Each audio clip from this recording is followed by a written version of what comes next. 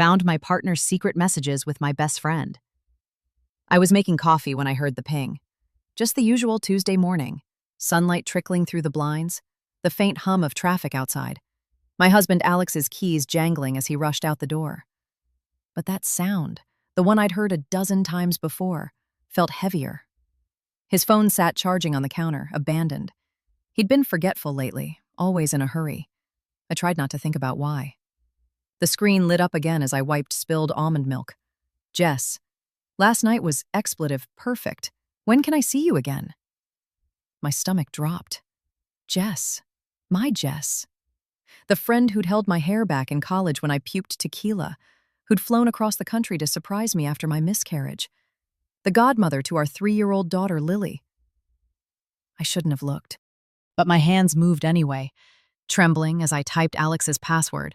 Our anniversary, unchanged for 7 years. The messages spanned months, jokes about inside work trips, selfies I'd never seen, her in his shirt, him calling her babe in a thread titled Tuesday Lunch, a hotel reservation for last Friday, when he'd claimed he was stuck at the office. I fell against the fridge, the cold seeping through my robe. My lungs refused to work. All I could hear was Lily singing in the next room, her tiny voice floating through the baby monitor. Twinkle, twinkle, little star. The signs were there. Alex had been working late twice a week since January. He'd started dressing sharper, buying cologne that stung my nose when he kissed my cheek. Last month, I found a receipt for a necklace I never received. Must have gotten lost in the mail, he'd said, shrugging. And Jess, she'd canceled our last 3 coffee dates. Swamped with deadlines, but I'd seen her Instagram stories. Wine nights, rooftop bars, her laugh echoing in clips I watched alone at midnight. Once, she'd hugged me too tight and whispered, "You're so lucky to have him." I'd laughed it off. I called her first, my fingers numb. "Hey, can you talk?" My voice cracked. "Of course, what's up?" She sounded breezy, like she wasn't texting my husband heart emojis 12 hours ago. "Alex forgot his phone. Saw a message from you." Silence.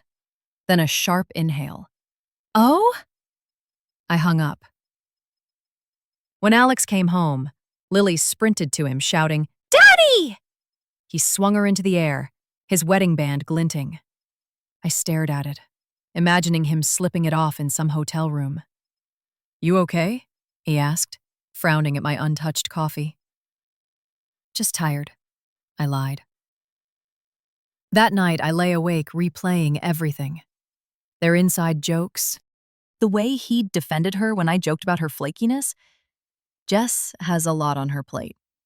I crept to Lily's room, watching her chest rise and fall. What happens to her if I leave? What if I stay? At 3 a.m., I texted Jess. "We need to talk, my place, tomorrow." She showed up in sunglasses, her hair undone, the way Alex likes it. "I'm sorry," she blurted, tears smudging her mascara. "It just happened." "When?" My voice didn't sound like mine. "After your birthday, he drove me home and we—" She trailed off, clutching her Starbucks cup like a shield. "He said you two were having problems, that you weren't intimate anymore." I almost laughed. We hadn't slept together in months, but he'd blamed work stress. I'd blamed myself. Now I'm sitting in my car outside Jess's apartment. Alex thinks I'm at a yoga class. His texts buzz nonstop. "Love you, miss you, heart." Lily's at preschool, oblivious. I've screenshot everything, sent copies to my cloud, my sister, a lawyer's email I found online. Part of me wants to storm in, scream, crash their worlds like they crashed mine. But then I picture Lily's face, asking, "Where's Daddy?" The radio plays our song, just the two of us, and I choke back a sob. I could drive to the park, collect Lily early, and never come back. Or I could go home, pour a drink, and pretend I'm still the woman who trusts her life. Jess's curtains shift. A silhouette moves upstairs, tall, familiar, waiting for someone. I grip the steering wheel tighter.